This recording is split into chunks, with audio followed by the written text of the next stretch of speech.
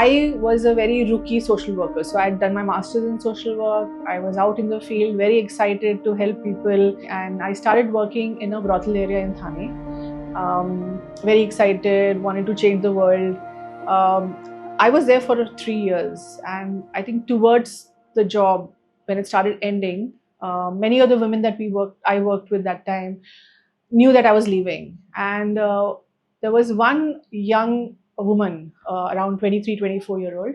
She came to me and she said, Didi, mujhe nikalna hai, idhar nahi rehna hai.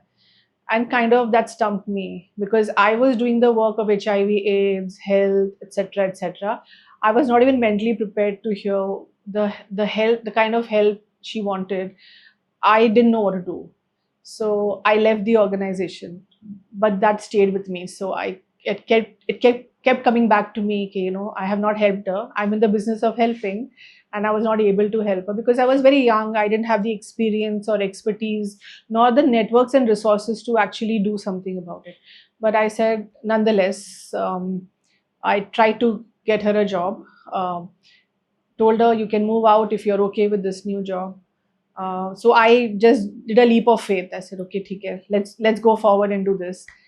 She said yes, and to my surprise, there she was out of the brothel, and I was wondering now what, because I'm not prepared. And then we looked for a house for her to stay on rent.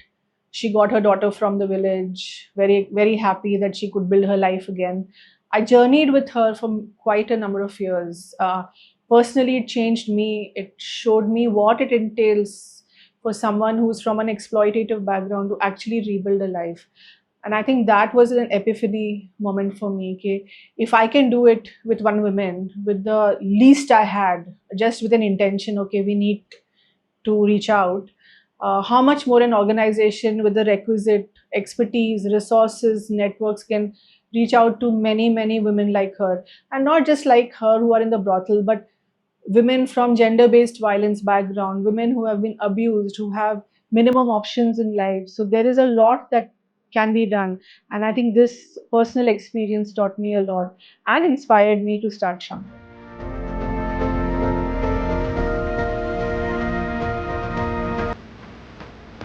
The mission definitely is that we seek that the cycle of exploitation is broken and women from difficult backgrounds, from gender-based violence backgrounds, are able to live a life of dignity, confidence, self-reliance, and freedom. So this is the overall vision.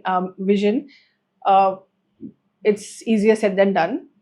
The mission being that we enable programs that equip women, empower women, are able to reach out to women from such difficult backgrounds. We are able to work with them on a long-term basis because this doesn't come easy. It takes over a period of years to do transformative work. So in short, we work towards transformation of adolescent girls and women who have faced exploitation, gender-based violence, including trafficking.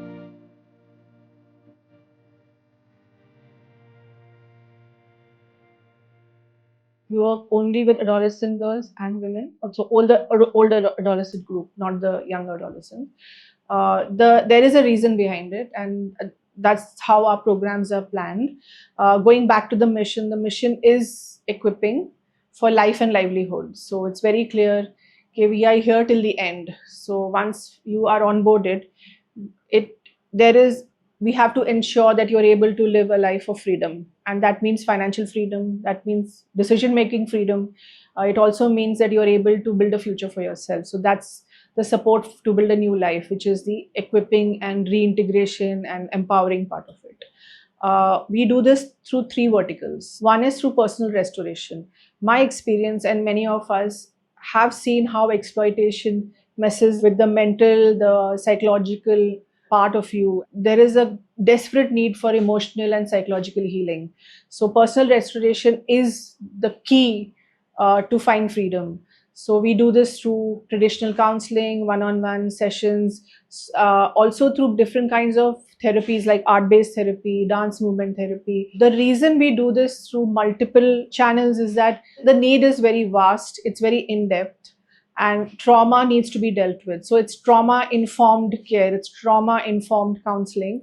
also through life skills. So life skills enables women to develop positive coping mechanisms. So this is the personal restoration part of it, which is where the foundation is built. So you need that first for you to even do later, participate in later programs, because if your mind, if you are not steady, you are not able to focus, you have mood swings, there is a lot that you can't benefit from the other activities.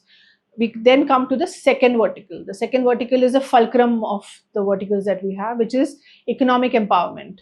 So where I go back to my story and say, okay, the doorway to her freedom was the job that came to her. So that was the doorway that just gave the way path out. And I think that's what economic empowerment does to you. It is the first thing that happens to you, so then you build your life around it. And this doorway is very important for our women, especially from gender-based violence backgrounds. So, but that doesn't mean, okay, I got a job and here I am, I have arrived. No, there is a whole lot of prep that requires, because women from difficult backgrounds need to be ready for work life. So there is a work life that is required. There is job readiness that is needed. Skilling is needed, vocational skilling, not just hard skills, but soft skills have to be developed. Also, they need to choose what they want to do. Some women go for jobs. Some women go for, say, I want to do a micro business to support myself. Some say, no, I want to stay home and do self-employment. So the choice is the woman's. And then we assess and prep. The whole preparation part comes in it.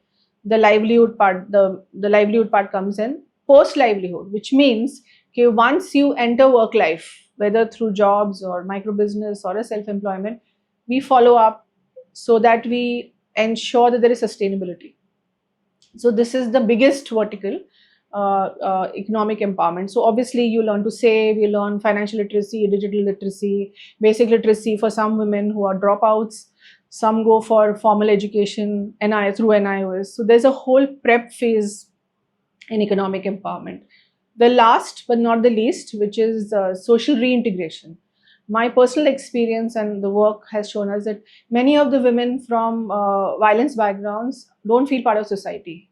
They feel tabooed, they feel isolated, they feel मेरे बारे में क्या सोचेंगे, मैं अकेली हूँ, या there is a mistrust because the society itself has been, have broken your trust. So there is a lot of fear, panic, shame. There's these strongholds that make us isolated, and again push us back into vulnerability, and then we are again re-victimized, we are re-exploited. So social integration then becomes a very important, the lifeline of future life. So independent living skills. So how do I live independently? How do I travel? How do I go to the shopkeeper? How do I bargain?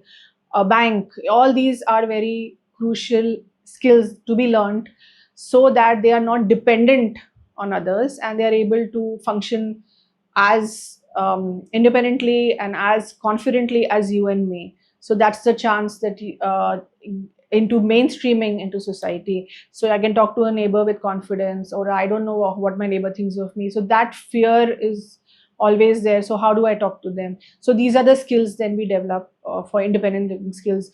How do you pay money to the landlord? What if, how do you negotiate? All these comes in those kind of, in this transition to independent life. And obviously forming your own support system. The NGO cannot be your lifelong support system, because our success is when you integrate into society and you become, teachers of other women, and you can impart your testimony to others saying, okay, I'm independent now, you can do the same. And we do have alumni engagement as well. So that's all this is part of the social integration element. So these are the three verticals. Very important we do this, but there needs to be certain geography markers and programs through which we carry out these three verticals. So we do this in three ways. Okay, one is through brothel intervention. So there are red light areas or brothel areas in Bombay and Thane. So we work with the women there, and our verticals are very clear: personal restoration, economic empowerment, and social integration. So we work along these verticals, the activities surrounding these verticals, and we deliver it within the brothel areas. That's the first site kind of place. The second is through through government shelter homes. Now, the government, the Department of Women and Child and Social Welfare Department has certain protective homes or rescue homes. So we deliver these programs within these shelter homes where women either have been rescued or they have been walk-ins because of some distress and or exploitation or sexual exploitation against them. So they are, some are walk-in, many are rescued. So we work with these women. So this is our touch points. So this is our outreach. The brothel is our outreach, and the shelter homes are our outreach. This is where we come across the women. We also have an entire referral system where we work with semi-government homes as well, shelters as well, where they refer women to us as well. So there's an entire ecosystem now that we have been able to develop since 2011 to see that we are able to reach out to women. We need to be very clear. These are the last mile. They are the vulnerable of the vulnerable. They will not come seeking you out.